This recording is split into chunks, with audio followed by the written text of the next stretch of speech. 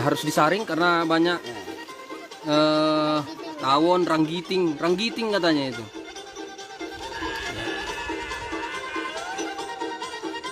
Iya, luar biasa. Itu tadi cara penyadapan.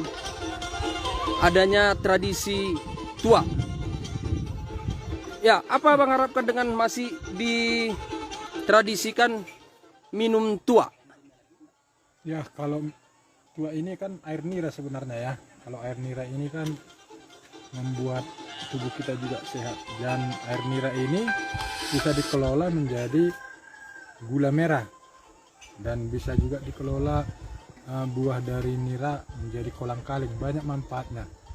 Dan untuk kesehatan juga air nira ini kan apa ya, untuk zat kalsium ya, menguatkan tulang. Jadi tapi dengan syarat tetap takaran minumnya itu memakai batasan yang tepat. Jadi jangan terlalu berlebih. Kalau terlalu berlebih Batangnya bisa buat jembatan. ini seperti ini kan Ya. ini dari batang nira ini. Ya. Ijunya bisa untuk atap, Atap, daunnya untuk sapu daunnya gigi, sapu lidi, untuk rumbia. iya. Jadi semua berlaku ya. Buahnya juga bisa kolang-kaling. Bisa Dan kolang-kaling. nira ini memang salah satu apa namanya, untuk minuman khas di kawasan Danau Toba. Kawasan itu, Pak. Jangan dihilangkan. Minuman tradisional. Tradisional. Kita harapkan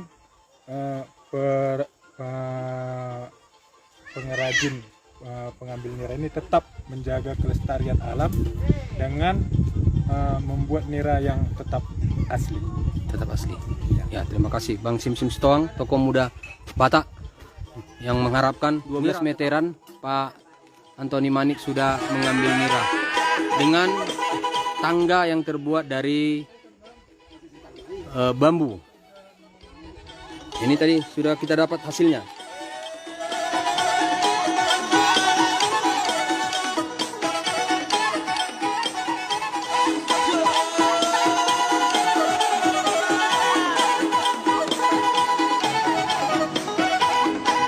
Bakit na marhalto di agatan di Robian. Oras mahamu na mga ton tigandana itong dihan mangalian. Orang Batak bilang, matutu.